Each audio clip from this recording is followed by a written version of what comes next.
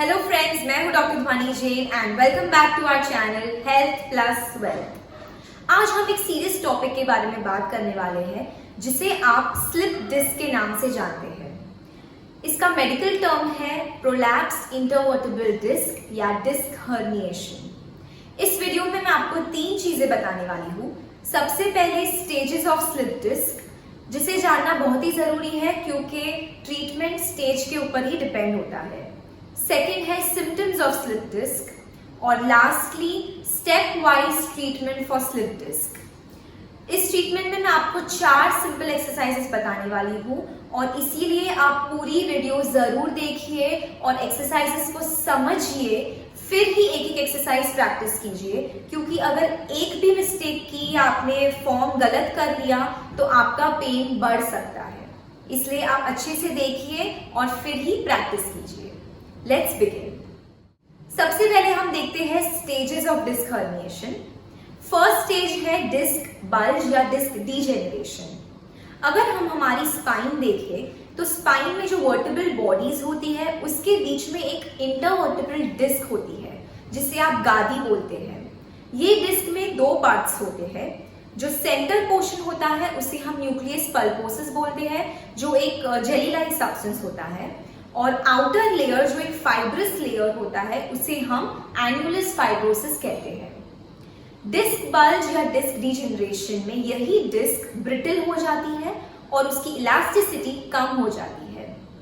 Second stage है disc protrusion. ये stage में जो बीच का पोर्शन होता है न्यूक्लियस पल्पोसस वो अपनी जगह से बाहर आने लगता है, लेकिन जो आउटर लेयर है वो इंटैक्ट रहता है। थर्ड स्टेज है डिस्क एक्सट्रूजन। इस स्टेज में सेंटर पोर्शन यानी कि न्यूक्लियस पल्पोसस एन्युलस फाइब्रोसिस यानी आउटर लेयर को ब्रेक थ्रू करके पूरी तरह बाहर आ जाता है और इसे हम एक्सट्रूजन कहते हैं। यानी कि इसमें न्यूक्लियस तो बाहर आता ही है प्लस आउटर लेयर भी इन्वॉल्व रहता है, वो भी ब्रेक हो जाता है। लास्ट स्टेज है सीक्वेस्ट्रेशन। इस स्टेज में जो न्यूक्लियस पल्पोसस ऑलरेडी बाहर आ चुका है वो डिस्पर्स हो जाता है और उसके फ्रैगमेंट्स हो जाते हैं। अगर हम चारों स्टेजेस देखें तो फर्स्ट, सेकंड और थर्ड स्टेज को क्योर करना इजी है अगर आप डेली फिजियोथेरेपी ले तो, लेकिन जब फोर्थ स्टेज पहुंच जाता है उसे ट्रीट करना थोड़ा डिफिकल्ट हो जाता है और आपको सर्जरी की भी जरूरत पड़ सकती है। इसलिए जब आपको पता चले कि आपको स्लिप डिस्क है और फर्स्ट सेकंड स्टेज ही है तो आप तुरंत इलाज शुरू करिए ताकि वो फोर्थ स्टेज तक ना पहुंचे। अब हम देखते हैं कि इसके सिम्टम्स क्या होते हैं। मेन सिम्टम है बैक पेन। किसी को आगे झुकने पर बैक पेन होता है, किसी को चलते वक्त बैक पेन होता है, किसी का बैक पेन पैरों तक जाता है, नमनेस फील हो सकती है, टिंगलिंग फील हो सकती है। तो ये थे सिम्टम्स। अब हम बढ़ते हैं स्टेप वाइज ट्रीटमेंट की तरफ। इसमें मैं आपको 4 एक्सरसाइज सिखाने वाली हूँ, सो आइए देखते हैं।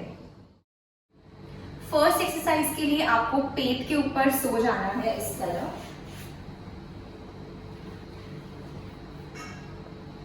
अब आपको दोनों हाथ आपके साइड में रखने हैं और फोरआर्म्स के ऊपर यानी कि ये जो एरिया है इस पे वजन देकर ऊपर आना है ऐसे। ये पोजीशन आप 5 सेकंड्स के लिए होल्ड करेंगे, 1 2 3 4 5 और फिर नीचे आ जाएंगे।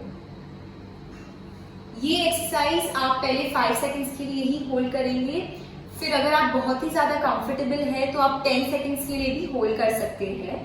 ये आपको 2 से 3 दिन तक सिर्फ ये एक्सरसाइज करनी है, दिन में 2 बार।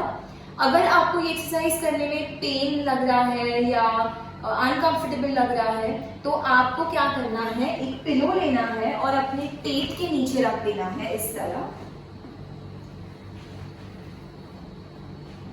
और फिर सेम एक्सरसाइज रिपीट करनी है। 1 2 3 4 5। ठीक है, ये 5 to 10 सेकंड्स के लिए आप होल्ड कर सकते हैं, 5 to 10 रेपिटेशंस जैसे आप कंफर्टेबल हो वैसे। जब आपको महसूस हो कि आपका पेन 10 to 20% तक कम हो चुका है तभी आप नेक्स्ट एक्सरसाइज की तरफ बढ़ेंगे। नेक्स्ट एक्सरसाइज के लिए फिर से आपको पेट पर लेट जाना है, हाथ साइड में रहेंगे अब आपको हाथ पर वजन लेकर ऊपर आना है इस तरह। ये पोजीशन आप 5 सेकंड्स तक होल्ड करेंगे, 1 2 3 4 5, और फिर रिलैक्स रखेंगे। आपने देखा होगा फर्स्ट एक्सरसाइज में हम सिर्फ फोर आर्म पर वजन देकर ऊपर आ रहे थे, यानी कि हमारे एल्बोज जो थे वो जमीन पर टच थे। सेकेंड एक्सरसाइज में हम पूरे हाथ के ऊपर वजन देकर ऊपर आ रहे हैं। ठीक है, ये एक्सरसाइज आप पहले जब शुरू करेंगे तब सिर्फ 5 सेकंड्स के लिए होल्ड करेंगे, और अगर आपको ये कंफर्टेबल लगे और पेन ना हो तो आप 10 सेकंड्स, 15 सेकंड्स, 20 सेकंड्स तक भी होल्ड कर सकते हैं। याद रखिए आपको ये एक्सरसाइज अगले 3 से 4 दिन तक करनी है, लेकिन फर्स्ट एक्सरसाइजेस के साथ, यानी कि आप टोटल 2 एक्सरसाइज करेंगे। अगर आप सेकेंड एक्सरसाइज कंफर्टेबली कर पा रहे हैं तो फिर आप ये थर्ड एक्सरसाइज की तरफ बढ़ेंगे, जिसमें आपको खड़े रहना है, दोनों हाथ आपके लो बैक पे इस तरह रख देना है। ठीक है, दोनों पैरों के बीच में थोड़ा सा डिस्टेंस रहेगा। अब आपको हाथ को बैक पे सपोर्ट रखना है और धीरे से जितना बेंड हो सके उतना बेंड करना है। ठीक है, ये बेंड करेंगे आप और फिर ऊपर आएंगे, होल्ड नहीं करेंगे। स्टार्टिंग के 2-3 दिन आप होल्ड नहीं करेंगे, आप सिर्फ ऐसे नीचे जाएंगे और फिर ऊपर आ जाएंगे। 5 रेपिटेशन से स्टार्ट करना है, फिर 7, फिर 8, फिर 10, फिर 15, जैसे जैसे आप कंफर्टेबल होते जाए और आपका पेन कम होता जाए। अगर आप एकदम कंफर्टेबली एक्सरसाइज कर पा रहे हैं, उसके बाद आप मैक्सिमम 5 सेकंड्स तक ये पोजीशन होल्ड कर सकते हैं। लास्ट एक्सरसाइज मैं आपको जो बताने वाली हूँ वो है कोर एक्टिवेशन एक्सरसाइज। ये एक्सरसाइज आप कोई भी स्टेज में हो आपको करनी ही है। इससे आपके जो कोर मसल्स हैं वो स्टेबलाइज होते हैं, स्ट्रॉन्ग होते हैं, तो इसलिए ये एक्सरसाइज बहुत ही इंपॉर्टेंट है। तो आपको जो मैंने पहले 3 एक्सरसाइज बताई है उनके साथ भी आपको ये एक्सरसाइज तो करनी ही है। इसके लिए आपको आपके बैक पे लेट जाना है, नीज बेंच रखनी है और हाथ साइड पर रहेंगे। अब आपको आपका पेट जो है वो अंदर की तरफ खींचना है इस तरह। ये पोजीशन आप 5 काउंट्स के लिए होल्ड करेंगे, 1 2 3 4 5, और फिर रिलैक्स रखेंगे। एक कॉमन मिस्टेक लोग करते हैं वो है जब पेट अंदर लेते हैं तो ब्रीदिंग भी होल्ड कर लेते हैं। आपको ब्रेथ होल्ड नहीं करना है, ब्रीदिंग एकदम नॉर्मल होनी चाहिए। ठीक है, मैं एक और बार आपको बता देती हूँ। पेट अंदर, 1 2 3 4 5, एंड देन रिलैक्स।